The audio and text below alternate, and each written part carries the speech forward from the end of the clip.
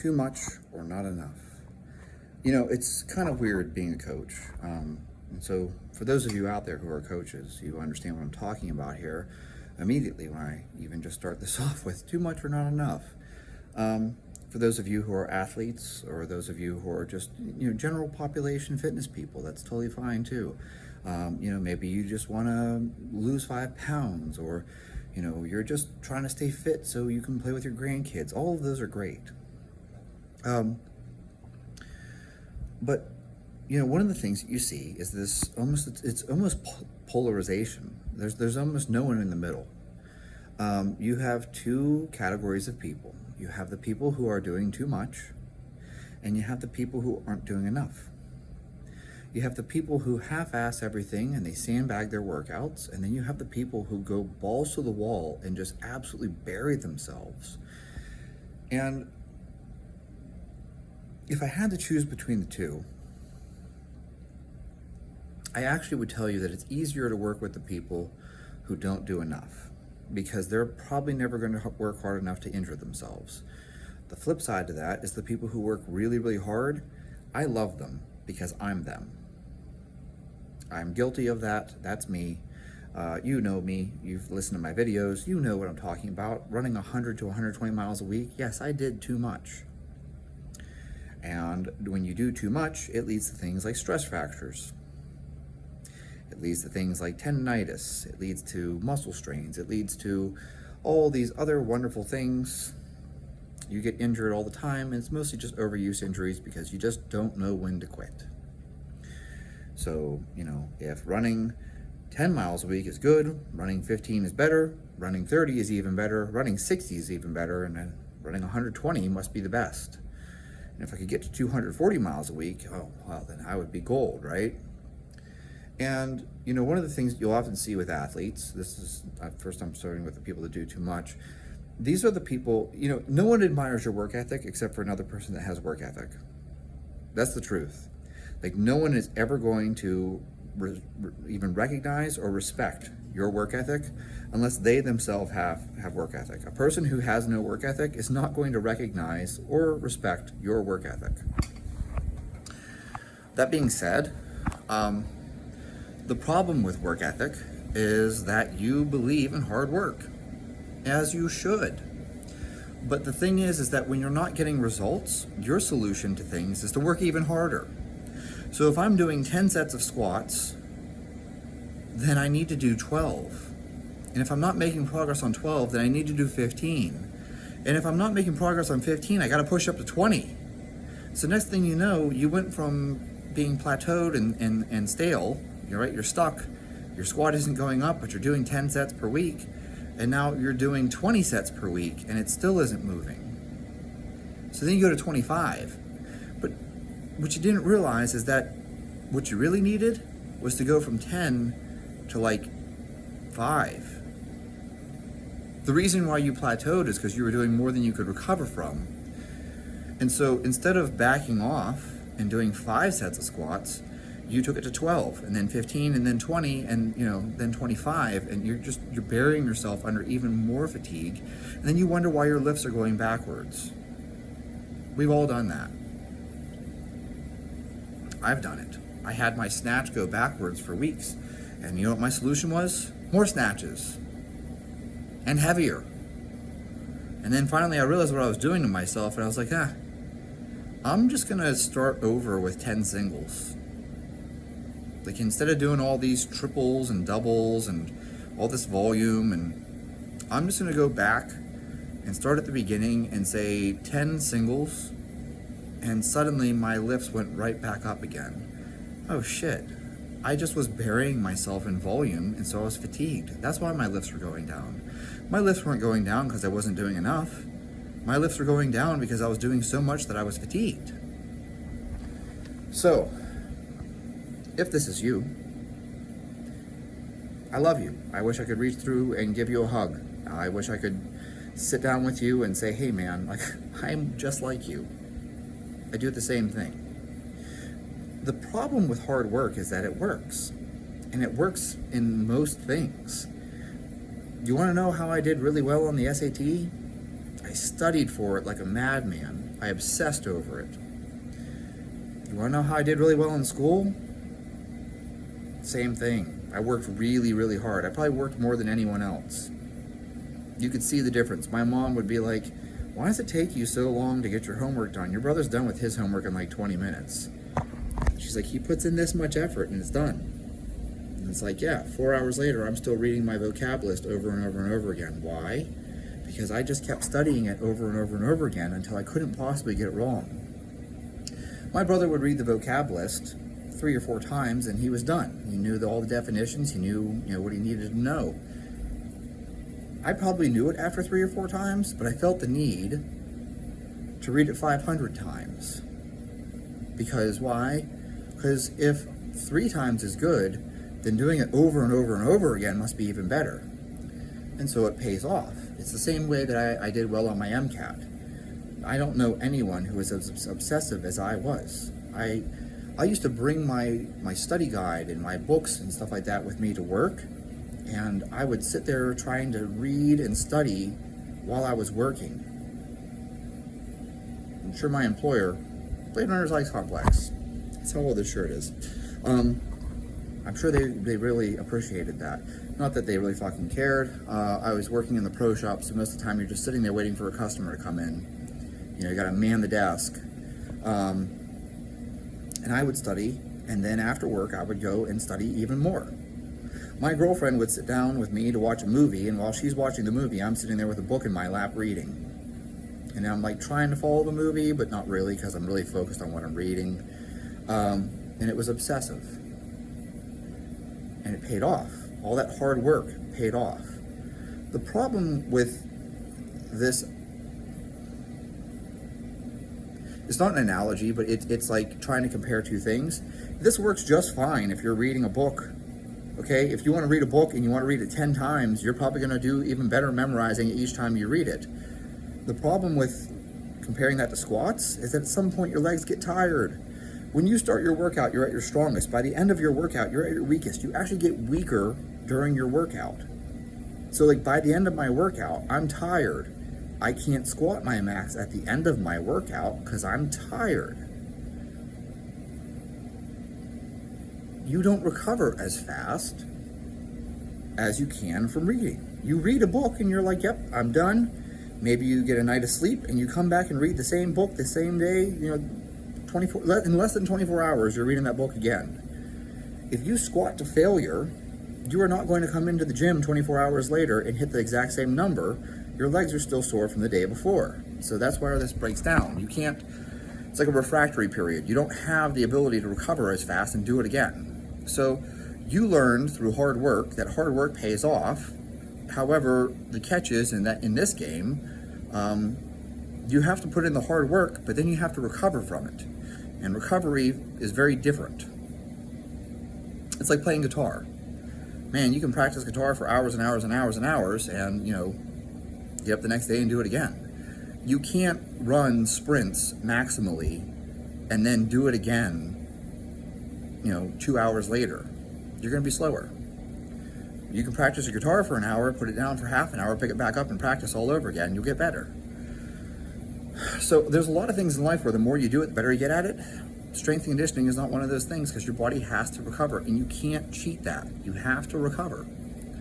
And so, for those people, it's very hard to pull them back. And these are the people who do too much. And I've gone on entirely too long and I've gone on too much about people who do too much. Okay? But that's because that's who I am. And so you have people who do too much. And those people just simply need to pull back. And if you pull back, suddenly they make all this progress. A good example, I'm going to share this, is my wife. When my wife first met me, she was working with a different coach. It's not important who he was, but he's very well known. And she was doing these ridiculous workouts that had like 10 different exercises and sets of 8 and 12 and all this volume, It's like, 5 sets of 12 on this and then, 4 sets of 12 on this thing over here. And then, 3 sets of 10 on this over here, and, 8 sets of 10 on this, and it was like, what the fuck? I looked at her program, I was like, no wonder you're not making any progress. Look at the amount of volume you're doing. And my wife was like, no. She's like, this is what I have to do. Like my lifts aren't barely going up. Like I'm stagnating. Like I'm not making progress. I need to do even more. And I said to her, no. Here's what we're gonna do. You're gonna come in, you're gonna deadlift. And you're gonna give me 3 sets of 3 at 80%. And she goes, and I said, that's it. God love her. I love her so much. She started crying because she thought, but if I do that, I'll go backwards. And she was so frustrated already that she wasn't making good progress. And I said, I just need you to trust me on this. We're gonna do 3 sets of 3 at 80%, and you are done.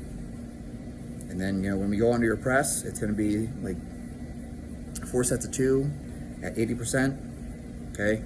That's it, that's the whole workout. And we're gonna squat, and we're gonna do 3 sets of 5 at about 70 to 75%, okay? This is our first week of training. It's not like we just kept with the same numbers the whole time. And she dropped from 6 workouts a week to 3, and her volume was like seriously like 3 sets of each of these movements. The following week we did 3 sets of 3 at 85% or something like that, and then we did 4 sets of 2 at 85%, and I want to say we did something like 2 sets of 5 at 75% in the squat or something like that. Regardless, the point is this. In 3 months, she PR'd all of her lifts, stay with me, doing reps. So she hit her previous 1 rep max deadlift for 3 sets of 3. 3 months after starting with me, she hit her previous 1 rep max for 3 sets of 3. She was just simply doing too much. When we backed the volume off, her body finally recovered. It was able to adapt from one workout to the next. She was able to be fully recovered so that when she came back, she was a little stronger each time. I use that example to illustrate the point here. Sometimes backing off leads to more progress. Now, for the people out there, this is the other category, who aren't doing enough, my advice to you is to actually follow your program and do your program. We've all had those athletes where it's like, here's your workout, and it's going to be whatever it is, 4 sets of 4 at, 80%, okay? And then we tell them, and your accessory work is to do, 2 sets of 20 in the leg extension and, 2 sets of 20 hamstring curl. And that person sends you their check-in, and it's like, so I did, 3 sets of 4 in the squat, and I did 1 set of leg extensions. But you're not doing enough. Like, you're not doing the program. If you did the program, you did the 4 sets of 4, followed by the 2 sets of leg extensions and 2 sets of hamstring curls, you would be making progress. But a lot of people, they're like, I don't know, they think the assistance work or the accessory work is like optional, so they often just drop it entirely. Like, I've had plenty of athletes who come to me, it's like, yeah, so I did my presses. It's like, and what happened to the skull crushers and, the tricep push downs? It's like, oh, I didn't feel like doing those. The assistance work and accessory work is just as important as your primary movement. Like, it's there for a reason. There's a reason why Louis had guys doing good mornings. Yeah, good mornings. It improves your squat. They didn't just come in and squat. They did the assistance work too. Why? Because the assistance work builds. So, for those people, really, just do your program. Like, do it, and do it with intensity. Do it with effort. But that's really the rarity. Like, most people are trying very hard. And most people, I find the majority of people fall into the category of doing too much. Some people fall into the category of not doing enough. For those people, it really is as simple as do your program. Don't add anything to it. Just do the program as it's written instead of making alterations and cutting things out. Like, well, I don't like doing those, so I don't do them. No, go do them. This message is really for the people who are doing too much, because that's the people I relate to. And so for the people I relate to, This is hard, but sometimes you just have to back off and you end up making more progress doing less. It's the minimum effective dose. And so I'll leave you with a quote from Dan Pfaff. Athletes peak when they stop overtraining. That's you.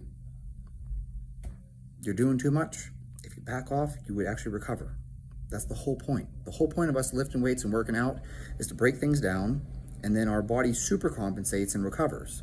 So if you squatted 100 pounds, you go rest and recover, and now you can squat 105 pounds because your body made adaptations to make itself stronger. That's how it works. So I hope this is helpful. My heart really does go out to you. I can't tell you how many times I had stress fractures, tendonitis, all kinds of stupid stuff, just overuse injuries, shin splints, whatever it was. So many times it was just, I had costochondritis from doing too many push-ups. I rolled into the emergency room actually because I was having all this chest pain at the end of my workout, and I was like, I don't know what's wrong. I'm in so much pain, and I thought I was having a heart attack or something. Thank God I was at UPMC Presby, and their head cardiologist, like their head cardiac surgeon, like the guy who's like the best of the best at their hospital, walks into the room and says, there's nothing wrong with your heart. And I was like, okay, like they just told me I had an abnormal EKG. And he's like, yeah. He's like, you have early repolarization and you have bradycardia. Your heart rate is super slow. Like your resting heart rate's like 30. He's like, I bet you work out a lot. I was like, yeah, I do. I'm trying to become a Navy SEAL. He's like, yeah. He's like, I bet. He's like, you look like someone who works out a lot. Do you do a lot of push-ups? I was like, yeah, I do at least 1,000 a day. He says, that's your problem. And I was like, what do you mean that's my problem? And he's like, you have costochondritis. The tissue in your ribs is now inflamed because you do so many push-ups. I was like, what? He's like, yeah. He's like, you actually have stress fractures in some of your ribs from doing so many push-ups. Stop doing push-ups. Like, you need to rest. Here I was sitting in the emergency room thinking I was having a heart attack because my ribs hurt so bad, my chest hurt so bad. No, I just had costochondritis and stress fractures in my ribs from doing too many damn push-ups. So, like, believe me, I'm dumb. Well, I'm still dumb, but I was even dumber when I was young. So, I'm slightly less dumb, still dumb, but slightly less dumb than I was at 18, because I was 18 when I did that. So, here we are, more than twice that. Almost 40 now, and I have learned the hard way. So I'm sharing this with you so you don't have to learn the hard way. Just listen to what I'm telling you, and if this sounds like you, and you're 18, don't do that. You'll save yourself a lot of headaches, really, seriously. Like, there are a lot of things I regret, and above all, I regret the number of times that I suffered overuse injuries that could have easily been avoided. There's nothing you can do about the dumb injuries. There are dumb injuries I suffered, and they were just dumb. Like, shit happens, man. Like, you're going to catch your hand in the squat rack, or you're going to drop a plate on your foot by accident. Those things happen. Fuck it. Like, there's nothing you can do. But the overuse stuff, that's really easy. When your shins hurt, don't go for a 10-mile run. You didn't need to break that stress fracture through. So, that's my advice to you. Back off. Let your body recover. Recovery is the name of the game, guys.